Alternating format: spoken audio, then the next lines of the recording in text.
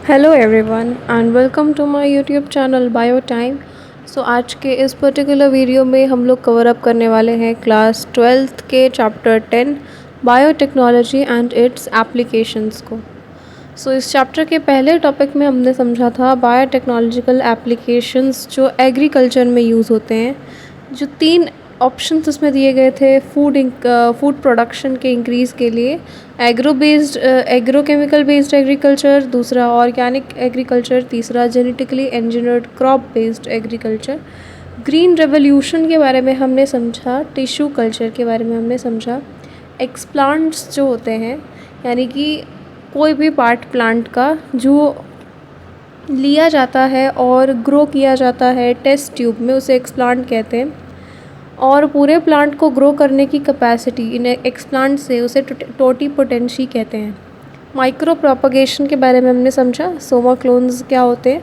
जो genetically identical होते हैं प्लांट्स अपने ओरिजिनल प्लांट से, जब उन्हें ग्रो किया जाता है तो उन्हें सोमा क्लोन्स कहते हैं। मेरिस्टम जो वायरस से इन्फेक्टेड प्लांट्स हैं उनके मेरिस्टम को यानी या तो एपिकल और एक्सिलरी जो होते हैं वो वायरस से फ्री होते हैं, तो उन्हें रिमूव किया जाता है और इन विट्रो कंडीशन में ग्रो किया जाता है, तो वायरस फ्री प्लांट्स को बनाया जा सकता है। और एग्जांपल्स यहाँ पर गिवन है। सोमैटिक हाइब्रिड्स के बारे में हमने समझा, सोमैटिक हाइब्रिडाइजेशन के बारे में हमने समझा, और जेनेटिकली मॉडिफाइड ऑर्गेनिजम्स कैसे उनमें क्या कैरेक्टरिस्टिक होना चाहिए वो यहाँ पर पॉइंट्स में गिवन है। बीटी के बारे में हमने समझा, बैसिलस थुरिंजिएंसिस जो एक बैक्टीरिया है जो बीटी टॉक्सिन को प्रोड्यूस करता है, और इस टॉक्सिन को क्लोन किया जाता है बैक्टीरिया से और प्लांट्स में एक्सप्रेस किया जाता है ताकि उन्हें रेजिस्टेंस मिल सके इंसेक्ट से और किसी इंसेक्टिसाइड की ज़रूरत ना पड़े। एग्ज़ाम्पल में यहाँ पर बीटी कॉटन का एग्ज़ाम्पल लिया गया है और इसमें बताया गया है कि बीटी जो क्रिस्टल्स होते हैं वो टॉक्सिक इंसेक्टिसाइडल प्रोटीन कंटेन करते हैं जो इंसेक्ट के गट में पहले तो इनएक्टिव स्टेज में रहते हैं। वो एक्टिव तब होते हैं जब वो पहुंचते हैं इंसेक्ट के गट में जो जिसका पीएच अल्कलाइन होता है, तो वो एक्टिव स्टेट में आ जाते हैं और फिर उसके बाद बाइंड कर जाते हैं सरफेस के साथ, मिड गट के एपिथेलियल सेल्स के सरफेस के साथ, और पोर्स क्रिएट करना स्टार्ट कर देते हैं और स्वेलिंग और लाइसिस और इवेंचुअली डेथ हो जाती है इंसेक्ट की। यहाँ एग्जांपल्स गिवन है क्राई 1AC और क्राई 2AB। क्राई 1AC और क्राई 2AB जो है वो कंट्रोल करता है कॉटन बॉलवॉर्म्स को, और क्राई 1AB कंट्रोल करता है कॉर्न बोरर को। फिर हमने पेस्ट रेजिस्टेंट प्लांट्स के बारे में समझा। पूरा जो प्रोसेस है आरएनए इंटरफेरेंस का यानी कि RNAi का, उसके बारे में हमने समझा कि कैसे ट्रांसलेशन को प्रिवेंट कर दिया जाता है साइलेंसिंग करके, एग्रोबैक्टीरियम के वेक्टर्स को यूज़ करके किस तरीके से इंट्रोड्यूस किया जाता है नेमेटोड स्पेसिफिक जीन्स को। यहाँ पर एग्जाम्पल था टोबैको प्लांट का। उसके बाद जो टॉपिक आज इस वीडियो में हमें कवर अप करना है वो है biotechnological application in medicine. Medicine में क्या एप्लीकेशन है बायोटेक्नोलॉजी का, जिसमें सबसे पहला है topic genetically engineered insulin. Insulin को जेनेटिकली इंजीनियर कैसे किया गया? तो सबसे पहले यहाँ पर गिवन है कि डायबिटिक पेशेंट को इंसुलिन, ह्यूमन अपने आप से इंसुलिन नहीं बनाता है, तो डायबिटिक पेशेंट को के लिए अवेलेबल नहीं होता है ह्यूमन इंसुलिन। इंसुलिन को आइसोलेट किया जाता है एनिमल से। ये लोगों को समझ में आया वक्त के साथ कि एनिमल्स में इंसुलिन प्रेजेंट है, और ये ह्यूमन बॉडी सेक्रेट, ये इफ़ेक्टिव पड़ता है ह्यूमन बॉडी पर कि क्या ये पॉसिबल है कि एनिमल से आइसोलेट किया हुआ इंसुलिन ह्यूमन बॉडी के लिए इफ़ेक्टिव हो सके। ऐसे क्वेश्चंस अराइज़ किए गए हैं। और यहाँ पे गिवन है कि अगर इमेजिन किया जाए कोई बैक्टीरिया ही अवेलेबल हो जो ह्यूमन इंसुलिन को प्रोड्यूस कर सके, तो तो प्रोसेस कितना सिंपल हो जाएगा, उस बैक्टीरिया को लार्ज क्वांटिटी में इजीली ग्रो किया जा सकेगा। तो जितना इंसुलिन की ज़रूरत होगी उतना मिल जाएगा ह्यूमन को। इंसुलिन जो डायबिटीज़ के लिए यूज़ होता है वो पहले एक्सट्रैक्ट किया जाता था कैटल्स और पिग्स के पैनक्रियाज से। इंसुलिन जो एनिमल सोर्स से निकाला जाता था वो कुछ पेशेंट्स को एलर्जी डेवलप करने लगा, रिएक्शंस होने लगे उनके बॉडी पर फॉरेन प्रोटीन के आने की वजह से। इंसुलिन में 2 पॉलीपेप्टाइड चेन्स होते हैं, चेन ए और चेन बी। वो डाइसल्फाइड ब्रिज से लिंक्ड होते हैं एक दूसरे से। मैमल्स में यानी कि ह्यूमंस को इंक्लूड करके देखा जाए तो इंसुलिन सिंथेसाइज होता है एक प्रो हार्मोन की तरह, like a pro enzyme. Pro hormone को भी ज़रूरत पड़ती है प्रोसेस होने की जब तक वो फुली मैच्योर ना हो सके और फंक्शनल ना हो सके। इसमें एक्स्ट्रा स्ट्रेच होता है जो सी पेप्टाइड जिसको बोला जाता है, ये सी पेप्टाइड प्रेजेंट नहीं होता है मैच्योर इंसुलिन में और इसे रिमूव कर दिया जाता है मैच्योरेशन पे। इंसुलिन में जब मैच्योर हो रहा होता है तो इसे रिमूव कर दिया जाता है। जो मेन चैलेंज था इंसुलिन के प्रोडक्शन के लिए आरडीएनए टेक्निक से, रिकॉम्बिनेंट डीएनए टेक्निक से, वो ये था कि इंसुलिन को असेंबल करना उसके मैच्योर फॉर्म में। तो 1983 में एली लिली नाम की एक अमेरिकन कंपनी, उन्होंने प्रिपेयर किया डीएनए के 2 सीक्वेंस ए और बी और चेन्स बनाए ह्यूमन इंसुलिन के और इंट्रोड्यूस किया गया प्लाज्मिड्स में।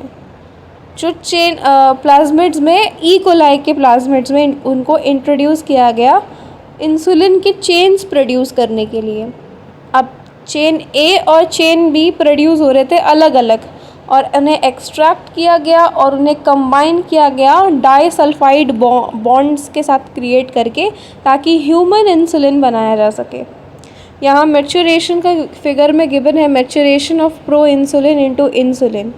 इंसुलिन कैसे प्रो इंसुलिन में कन्वर्ट हो रहा है वो गिवन है। देखो ए पेप्टाइड और बी पेप्टाइड और यहाँ पे सी पेप्टाइड फ्रीली है।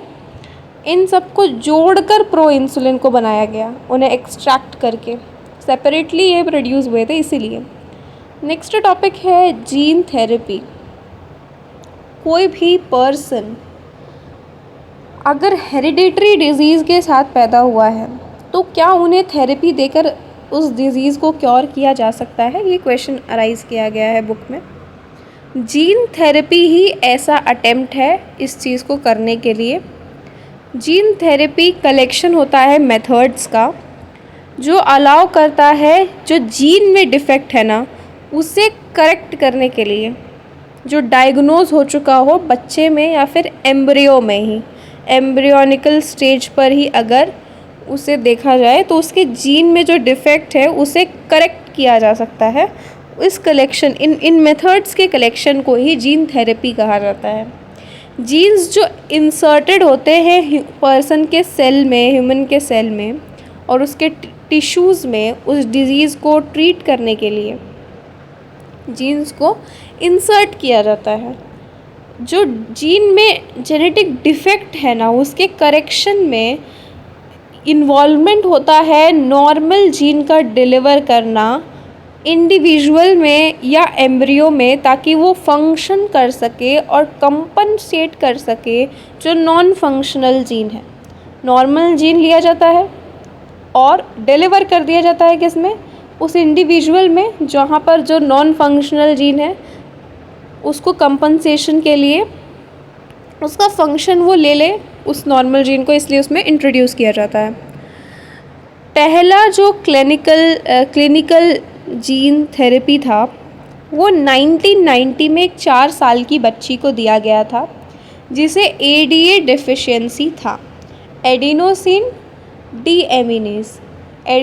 डीएमिनेज का डेफिशिएंसी था उस बच्ची के बॉडी में।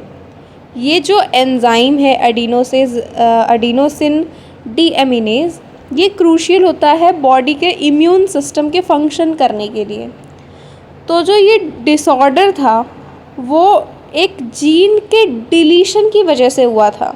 एडिनोसिन डीएमिनेज को बनाने के लिए एक जीन का डिलीशन हो चुका था, इस वजह से ये डिसऑर्डर फॉर्म हो गया था।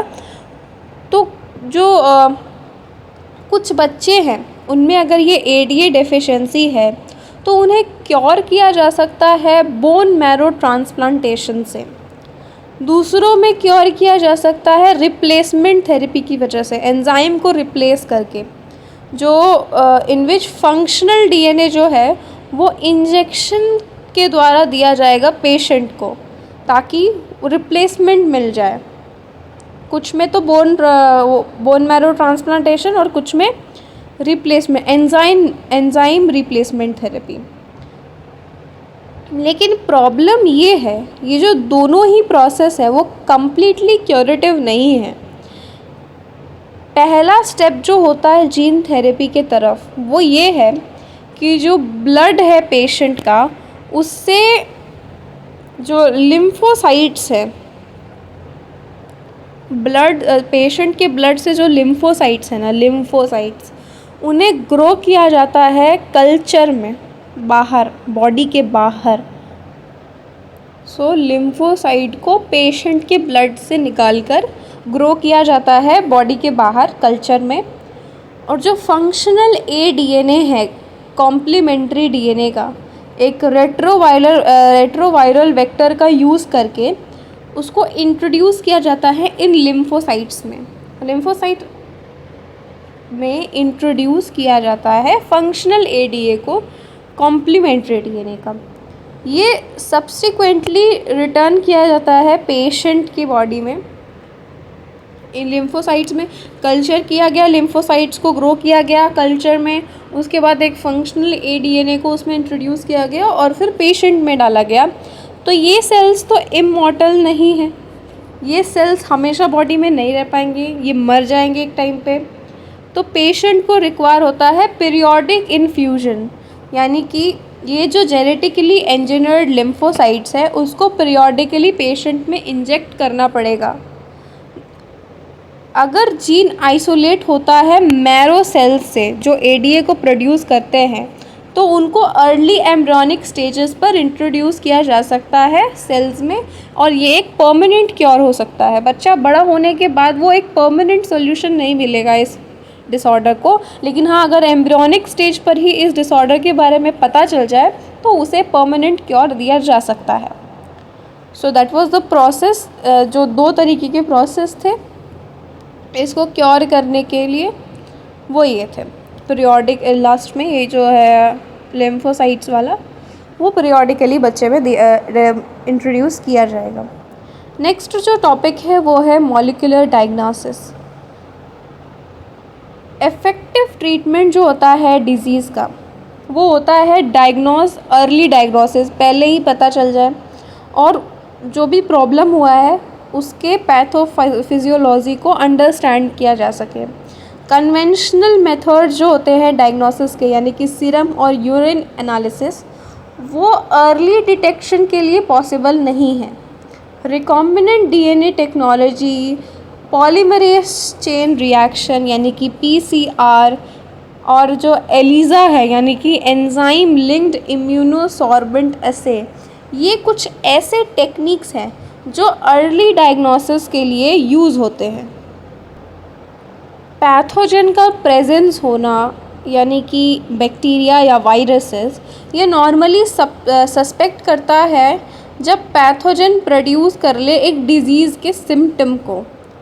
जो कॉन्सेंट्रेशन है पैथोजन का वो पहले से ही बॉडी में बहुत ज़्यादा हाई होता है, और जो बहुत कम कॉन्सेंट्रेशन होता है बैक्टीरिया या वायरस का, जो सिम्टम्स होते हैं डिज़ीज़ के लेकिन विजिबल नहीं होते हैं, वो डिटेक्ट किया जा सकता है एम्प्लीफिकेशन से, उसके न्यूक्लिक एसिड के एम्प्लीफिकेशन से, पीसीआर के हेल्प से, पॉलीमरेज चेन रिएक्शन की हेल्प से। ये पीसीआर जो है वो रूटीनली यूज्ड हो रहा है डिटेक्ट करने के लिए एचआईवी को, जो सस्पेक्टेड एड्स पेशेंट्स में होता है, ह्यूमन इम्यूनो वायरस। ये वायरस एड्स पेशेंट में सस्पेक्ट होता है, तो पीसीआर के हेल्प से इसे डिटेक्ट किया जा सकता है। ये यूज़ किया जाता है डिटेक्ट करने के लिए जीन्स में म्यूटेशन, जो कैंसर पेशेंट्स में भी सस्पेक्ट किया जा सकता है। ये बहुत ही पावरफुल टेक्निक है आइडेंटिफाई करने के लिए जेनेटिक डिसऑर्डर्स को। अगर सिंगल स्ट्रैंडेड डीएनए है या आरएनए है, टैग किया जाता है रेडियो एक्टिव मॉलिक्यूल से यानी कि प्रोब से, और उसको अलाउ किया जाता है हाइब्रिडाइज करने के लिए उसके कॉम्प्लीमेंट्री डीएनए में एक क्लोन ऑफ सेल्स की तरह। फिर उसका डिटेक्शन होता है ऑटो रेडियोग्राफी से। जो क्लोन म्यूटेटेड जीन जो म्यूटेटेड जीन है जो क्लोन के पास है वो अपीयर नहीं करेगा फोटोग्राफिक फिल्म पर, क्योंकि जो प्रोब है उसके पास उसका कॉम्प्लीमेंट्री नहीं होगा म्यूटेटेड जीन की वजह से, म्यूटेटेड जीन के साथ। एलाइज़ा जो है वो एक प्रोसेस है जो बेस्ड है प्रिंसिपल पर एंटीजन एंटीबॉडी इंटरैक्शन। जो इन्फेक्शन है पैथोजन का उसे डिटेक्ट किया जा सकता है, उनमें प्रेजेंस है एंटीजेंस का यानी कि प्रोटीन्स, ग्लाइकोप्रोटीन्स एक्सेट्रा, या डिटेक्ट करके कि उनमें एंटीबॉडीज सिंथेसाइज्ड है पैथोजन के अगेंस्ट। नेक्स्ट जो टॉपिक है वो है ट्रांसजेनिक एनिमल्स। एनिमल्स जिनके पास उनके डीएनए मैनिपुलेटेड होते हैं पोजेस करने के लिए या एक्सप्रेस करने के लिए एक्स्ट्रा या फॉरेन जीन को, तो उसे बोलते हैं transgenic animals. Transgenic rats, rabbits, pigs, sheep, cows और फिश को प्रोड्यूस पहले किया जा चुका है। जो पहला रीज़न है यहाँ पर गिवन है, देखो यहाँ पर जो 95% एग्जिस्टिंग ट्रांसजेनिक एनिमल्स है वो माइस हैं। माइस ही 95% प्रेजेंट है ट्रांसजेनिक एनिमल्स के तौर पर पूरे वर्ल्ड में। जो कॉमन रीजंस है इनके लिए वो है normal physiology and development. Transgenic animal जो है वो स्पेसिफिकली डिज़ाइंड होते हैं ताकि अलाउ हो सके उनके जीन्स जो रेगुलेटेड हो रहे हैं उन्हें स्टडी करने के लिए, वो कैसे नॉर्मल फंक्शंस बॉडी के और उसके डेवलपमेंट को अफेक्ट कर सकते हैं उसे समझने के लिए। एग्जाम्पल के तौर पर स्टडी करना कॉम्प्लेक्स फैक्टर्स जो ग्रोथ में इन्वॉल्व होते हैं, जैसे कि insulin like growth factor, genes को इंट्रोड्यूस करके दूसरे स्पीशीज़ से जो इस फैक्टर के फॉर्मेशन को इफ़ेक्ट कर सकता है उसके लिए, और स्टडी करने के लिए जो बायोलॉजिकल इफ़ेक्ट्स हो सकता है, जो इन्फॉर्मेशन ऑब्टेन्ड होता है बायोलॉजिकल रोल फैक्टर्स का बॉडी में, उन सब के लिए यूज़ हो सकता है ये। नेक्स्ट है कि स्टडी ऑफ डिज़ीज़ को स्टडी करने के लिए भी ये रीज़न है ट्रांसजेनिक एनिमल्स बनाने का। जो बहुत से ट्रांसजेनिक एनिमल्स हैं उन्हें ऐसे डिज़ाइन किया जा सकता है कि वो इंक्रीज़ कर सके हमारी अंडरस्टैंडिंग को कि कैसे जीन्स कंट्रीब्यूट करता है डिज़ीज़ के डेवलपमेंट में। ये स्पेशली बना होता है मॉडल्स के तरह ह्यूमन डिजीज़ के लिए, इन्वेस्टिगेशन करने के लिए नए ट्रीटमेंट्स डिजीज़ के लिए जो पॉसिबल हो सकते हैं। आज के टाइम में जो ट्रांसजेनिक मॉडल्स हैं वो बहुत से ह्यूमन डिजीज़, जैसे कि ट्रांसजेनिक मॉडल्स यूज़ होते हैं बहुत से ह्यूमन डिजीज़ को समझने के लिए, जैसे कि cancer, crystal fibrosis, rheumatoid arthritis और अल्जाइमर्स। इन सब को समझने के लिए आज के समय में बहुत से ट्रांसजेनिक मॉडल्स प्रेजेंट हैं और उनमें से 95% सिर्फ माइस ही प्रेजेंट है। तो ये दो रीज़न यहाँ पे गिवन है। आगे के रीज़न हम लोग नेक्स्ट टॉपिक में, नेक्स्ट वीडियो में कवर अप करेंगे। दो रीज़न, नेचुरल फिजियोलॉजी और डेवलपमेंट, और स्टडी ऑफ डिजीज़ हमने समझा। और मॉलिक्यूलर डायग्नोसिस क्या है, पीसीआर के यूज़ से, एलाइज़ा के रिकॉम्बिनेंट डीएनए टेक्नोलॉजी के बारे में तो ऑलरेडी हम लोग समझ चुके हैं। एलाइज़ा और पीसीआर के बारे में हमने आज समझा कि कैसे एड्स के पेशेंट्स में और कैंसर के पेशेंट्स में या जो जेनेटिक डिसऑर्डर्स हैं उन्हें डिटेक्ट करने के लिए ये टेक्निक्स यूज़ होते हैं। जीन थेरेपी के बारे में हमने समझा और जेनेटिकली इंजीनियर्ड इंसुलिन के बारे में हमने समझा। ये एप्लीकेशंस थे बायोटेक्नोलॉजी के मेडिसिन में। So that is it for this video. Make sure आपने चैनल को सब्सक्राइब किया है, like the video and share with your friends. यहाँ तक अगर वीडियो को देखा है so thank you very much and don't forget to attend the tests. Test भी उतने ही इम्पॉर्टेंट हैं जितने लेक्चर्स इम्पॉर्टेंट हैं पढ़ने के लिए, जितना थ्योरी इम्पॉर्टेंट है पढ़ने के लिए। So make sure you are attending the test also. Thank you very much.